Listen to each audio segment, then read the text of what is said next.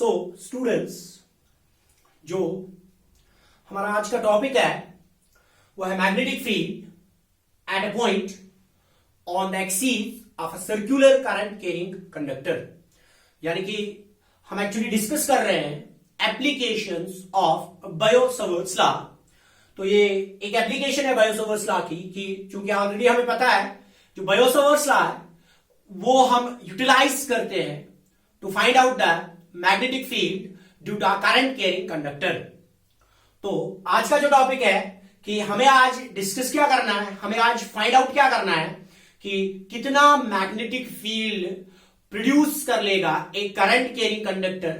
लेकिन हमें चेक कहां पर करना है, हमें ये चीज फाइंड आउट कहां पर करनी है, एट अ पॉइंट, एक ऐसे पॉइंट पे which lies on it is axis. यानी सबसे पहले एक्सीस समझ आता हूं, एक्सीस क्या होती है। से सपोज अगर हमारे पास ये करंट कैरिंग कंडक्टर है, ये हमारे पास एक सर्कुलर करंट कैरिंग कंडक्टर है, तो इस करंट कैरिंग कंडक्टर के सेंटर से अगर एक स्ट्रेट लाइन ड्रॉ कर ले लाइक दिस, ये जो लाइन है this is called axis of this circular current carrying conductor. आज जो हमारा टॉपिक है वो है हमें इसी लाइन पे, किसी भी पॉइंट पे हमने मैग्नेटिक फील्ड इंटेंसिटी निकालना है because of this circular current carrying conductor.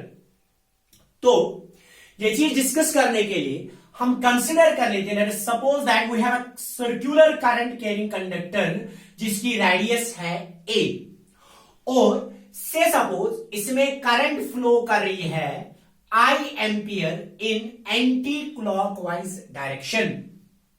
और एक्सीस ड्रा करने के लिए हम लिख रहे हैं, से सपोज OP हमारे पास एक्सीस है जो पास हो रही है इसके सेंटर पॉइंट से, तो इसकी एक्सीस क्या आएगी, एक लाइन।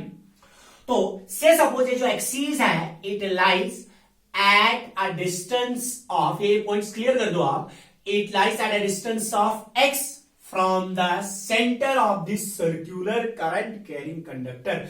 यानी कि x क्या है, x है distance of the observational point from the centre of the loop. Now अब इस करंट कैरिंग लूप की वजह से कितना मैग्नेटिक फील्ड प्रोड्यूस हो जाएगा, यानी कि ये कितना मैग्नेटिक फील्ड प्रोड्यूस करेगी, तो वो चीज निकालने के लिए हम यूज करेंगे bio-Savart's law. But before discussing, before taking help of bio-Savart's law, हमें ये चीज ऑलरेडी पता है बायो-सावर्ट्स लॉ हमें मैग्नेटिक फील्ड तो देता है, लेकिन वो दे देता है because of the small current element.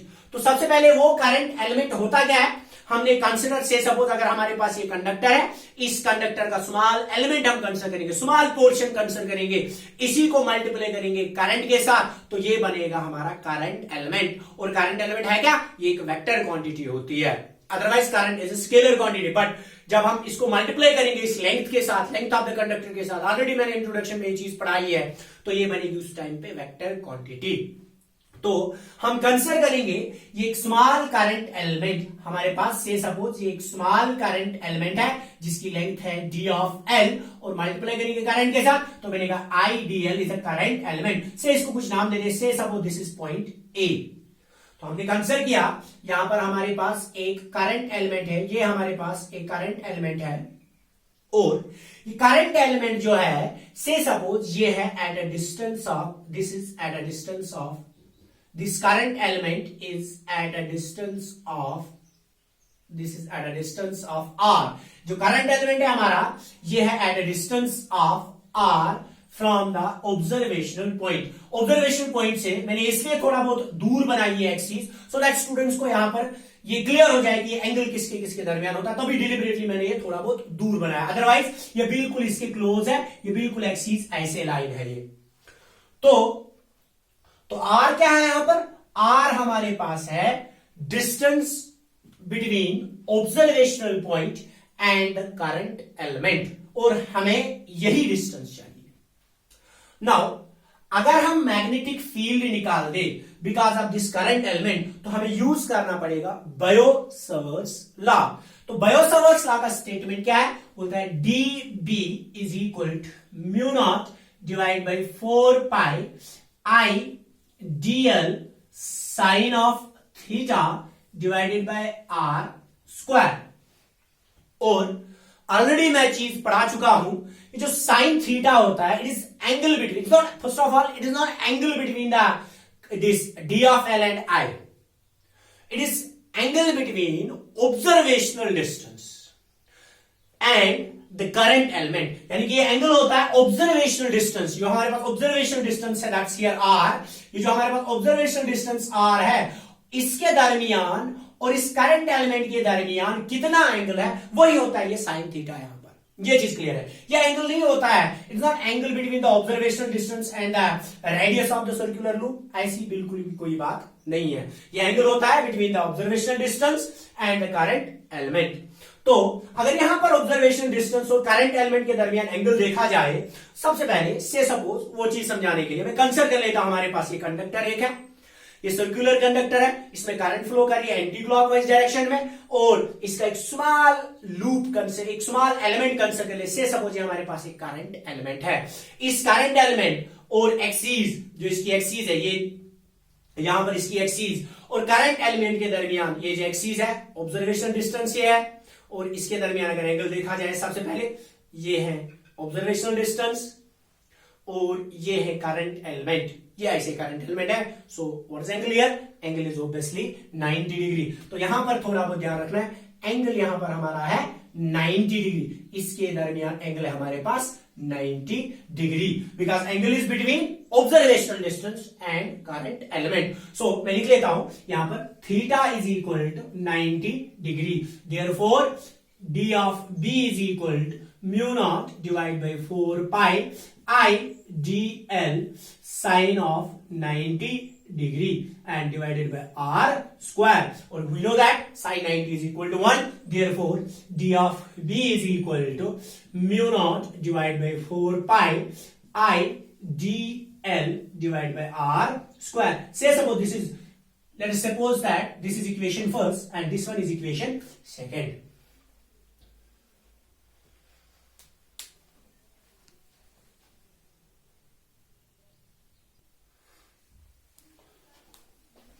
सो ये हमारे पास निकला मैग्नीट्यूड ऑफ मैग्नेटिक फील्ड, यानी कि करंट एलिमेंट कितना मैग्नेटिक फील्ड प्रोड्यूस करेगा इस पॉइंट पी पे।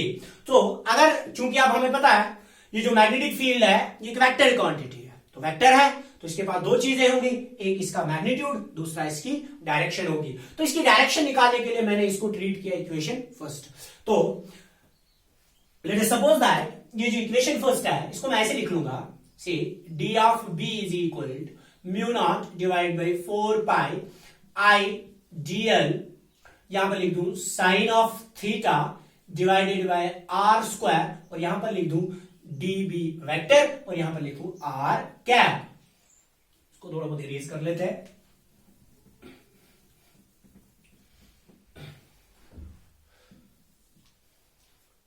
नाउ मैं ऐसे लिख सकता हूं db vector is equal to mu naught by 4 pi I dl divided by r square, यहां पर लिख सकते हैं इसको sin r vector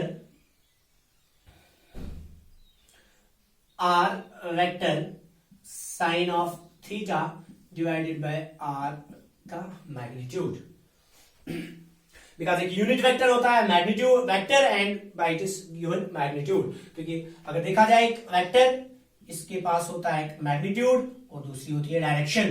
तो ये यूनिट वेक्टर अगर देखा जाए तो होगा एक given vector divide by it is given magnitude, that's this. तो यही मैंने लिखा यहां पर, that's r vector divided by r magnitude, और मैग्नीट्यूड ऑफ आर को हम ऐसे भी लिख सकते हैं या इसको हम ऐसे भी लिख सकते हैं। Therefore I can write it like this, d of b vector is equal to mu naught by 4 pi I, यहां पर दो वेक्टर क्वांटिटीज है dl and r, these are vector quantities and they are both in product, so I can write it like this, dl cross r vector, because a cross b is equal to ab sin of theta divided by it is r cube। जो हमारे पास resultant quantity मिली, resultant quantity क्या है, d of b vector is equal to mu not divide by 4 pi I, यहां पर dl vector cross here r vector divided by this is r cube. तो वही वाली बात हो गई कि जो मैंने ऑलरेडी आप लोगों के साथ डिस्कस की कि angle is not between the radius and the observational distance, it is between the current element and observational distance. This is current element and this observational distance, a cross b sine theta is the angle between them. And अगर देखा जाए, already हम पढ़ चुके हैं, a b, a cross b, अगर देखा जाए a vector cross b vector, ये किसके बराबर होता है? ये होता है magnitude of a, magnitude of b, sine of theta. और जो इसकी डायरेक्शन होती है, that direction is perpendicular to the plane, that direction is perpendicular to the plane containing the A cross B। यही चीज हमें यहां पर समझनी है, यानी कि जो हमारे पास ये मैग्नेटिक फील्ड निकला, मैग्नीट्यूड तो ये था, अब इसकी डायरेक्शन कहां की ओर होगी, डायरेक्शन निकालने के लिए हमने थोड़ा बहुत वेक्टर एनालिसिस पे ये अप्लाई किया। तो क्या निकला यहां से, जो मैग्नीट्यूड होगा, जो डायरेक्शन होगी इस मैग्नेटिक फील्ड की, उसका तो मैग्नीट्यूड ऑब्वियसली इतना ही है, लेकिन जो उसकी डायरेक्शन होगी that will be obviously perpendicular to the plane containing the d of l and r. यानी कि आप ये समझ लेते डी ऑफ एल कहां है, आर कहां है, और उसका परपेंडिकुलर कहां आ जाएगा, तो हमारा जो क्वेश्चन है वो सॉल्व हो जाएगा। तो फॉर दैट वेरी पर्पस हम डायग्राम की ओर वापस आते हैं। तो अगर देखा जाए यहां पर सबसे पहले डी ऑफ एल ये है, ये हमारे पास है डी ऑफ एल, और ये हमारे पास है आर।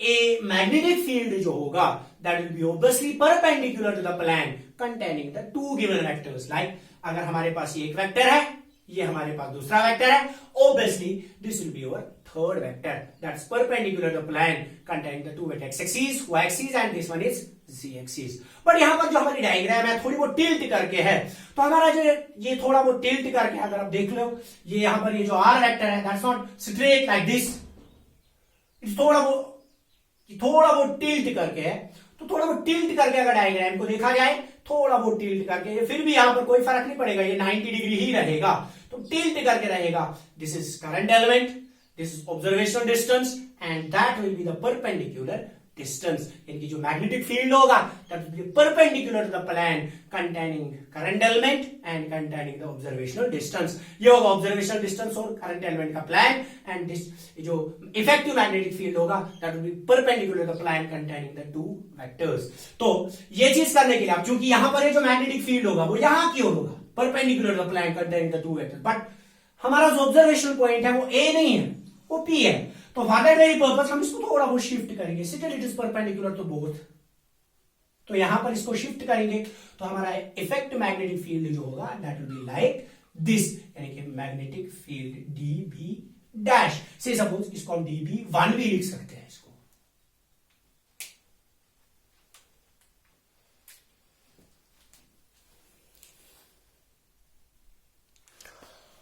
बट अगर एक सर्कुलर कॉइल को देखा जाए, एक सर्कल को देखा जाए, ये सिमेट्रिकल होता है, यानी कि जो एलिमेंट यहां पर है ऑब्वियसली अपोजिट में वो दूसरा एलिमेंट भी है, तो कंसिडर कर लेते हैं एक और एलिमेंट इसका कंसिडर कर लेते हैं। दैट इज सपोज दैट हमारे पास एक और करंट एलिमेंट है दैट्स इक्वल टू, जिसकी लेंथ है डी ऑफ एल और जिसमें करंट फ्लो कर रही है ऑब्वियसली कितनी, आई। तो ये बनेगा हमारा करंट एलिमेंट, इसको हम नाम दे देते हैं से, सपोज ये हमारे पास है B, another current element, and obviously it is also at a distance of, this current element is also at a distance of, this is at a distance of r, ये भी r की distance पे है from the observation point, क्योंकि symmetrical है that's why it is at the same distance.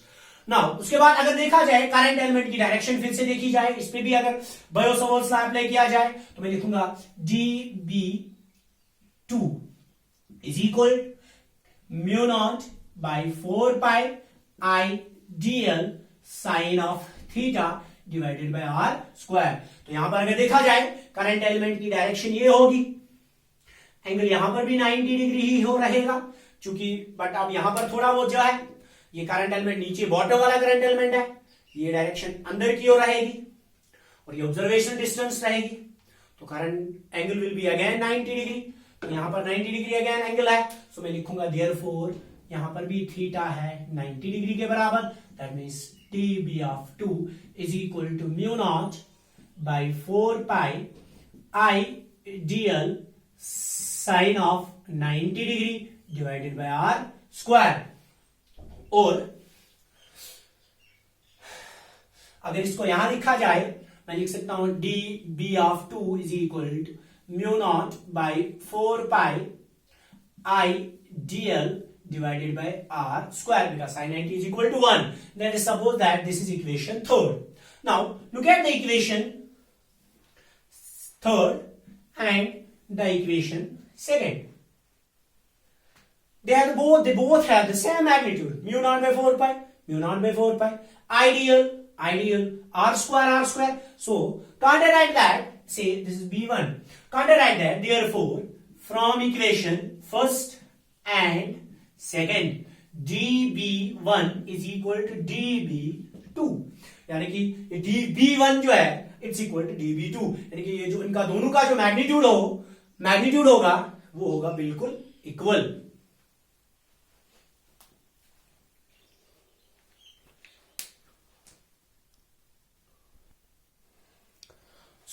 अगर अब इसकी भी डायरेक्शन देखी जाए, ऑब्वियसली डायरेक्शन कहां की होगी, थोड़ी बहुत टिल्ट करके ये भी है, तो डायरेक्शन ऑब्वियसली ये होगी, ये इसकी डायरेक्शन होगी डी बी ऑफ 2 वेक्टर, ये इसकी डायरेक्शन है.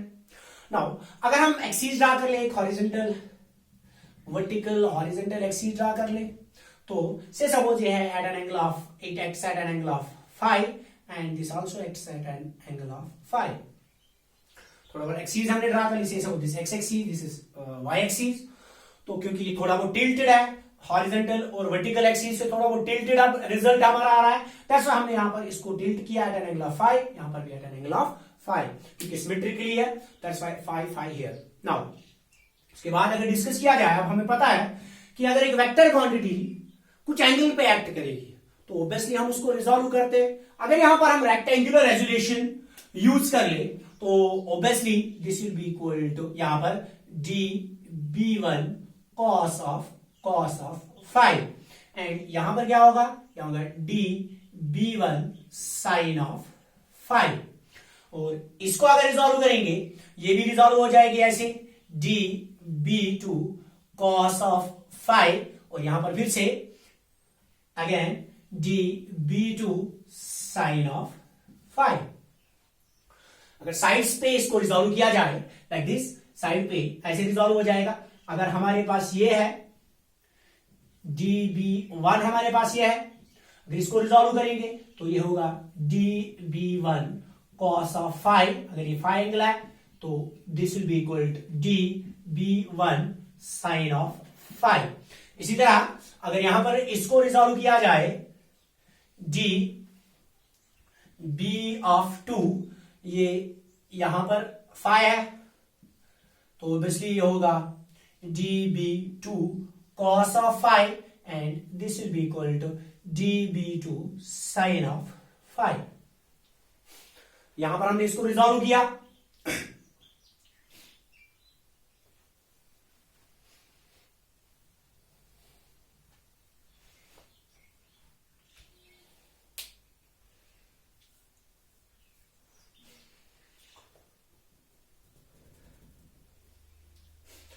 चूंकि अब हमें पता है, ऑलरेडी हम कर चुके हैं इक्वेशन सेकंड और थर्ड से, हमें ये पता है db1 का जो मैग्नीट्यूड है that's equal to magnitude of db2. चूंकि एंगल भी सेम, मैग्नीट्यूड भी same, db1 cos 5, db2 cos 5, they have the same magnitude but acting in opposite direction. So इनका जो रिजल्ट है वो एक दूसरे को कैंसिल करेंगे. कोई भी करंट एलिमेंट आप ले लो इस सर्कुलर लूप, ये नहीं ए बी मैंने ऐसे लिया, कोई भी करंट एलिमेंट आप ले लो, वहां पर उसका जो कॉस कंपोनेंट होगा वो हमेशा एक दूसरे को सिमेट्री की वजह से एक दूसरे को कैंसिल करते रहेंगे. और जो हमारा नेट मैग्नेटिक फील्ड होगा, नेट मैग्नेटिक फील्ड होगा only because of sine components, because of horizontal components. जो हमारा नेट मैग्नेटिक फील्ड होगा यहां पर वो होगा only because of horizontal components. तो मैं लिख लेता हूं, यहां पर लिख लेता है ऐसे. So the net magnetic field at point P will be the net magnetic field will be equal to B, and definitely that should be equal to the integration, that's a summation of magnetic field, that's dB. Chunki we know that dB1 is equal to dB2, say suppose that's equal to dB, that's equal to dB sine of phi, यानी कि वो होगा इसके बाद dB1 is equal to dB2, that's equal to say suppose dB, that's equal to the summation of integration of dB sin of phi, यानी कि जो total magnetic field होगा यहां पर पॉइंट P पे, ऑब्जर्वेशन पॉइंट पे, वो होगा only because of sine components, वही मैंने लिखा. So net magnetic field at point P will be equal to B, and that will be equal to the sum of यानी कि इंटीग्रेशन ऑफ मैग्नेटिक फील्ड, लेकिन किस का मैग्नेटिक फील्ड, साइन कंपोनेंट्स का magnetic field होगा वो.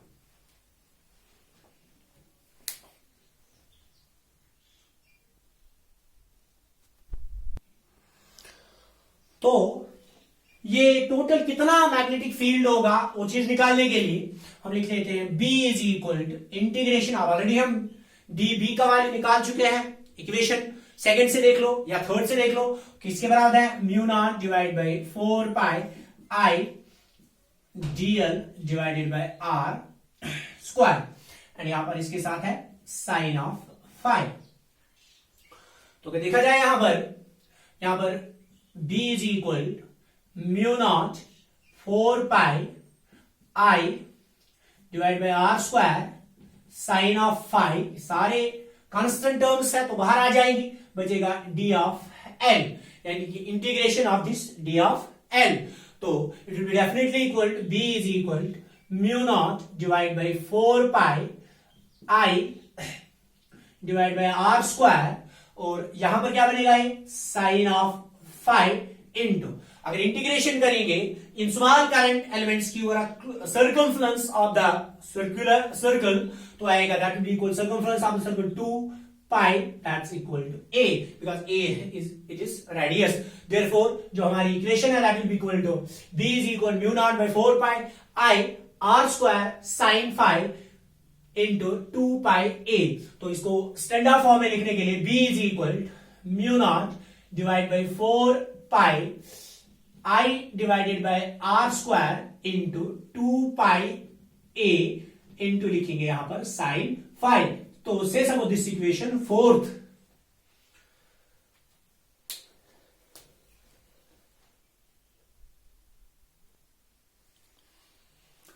अब काम कर लेते हैं, ये r का वैल्यू कितना है, यहां पर साइन फाई का वैल्यू कितना है, ये यहां से डायग्राम से निकालते हैं. सबसे पहले अगर हम कंसिडर करेंगे फ्रॉम डायग्राम, अगर हम कंसिडर करेंगे डायग्राम से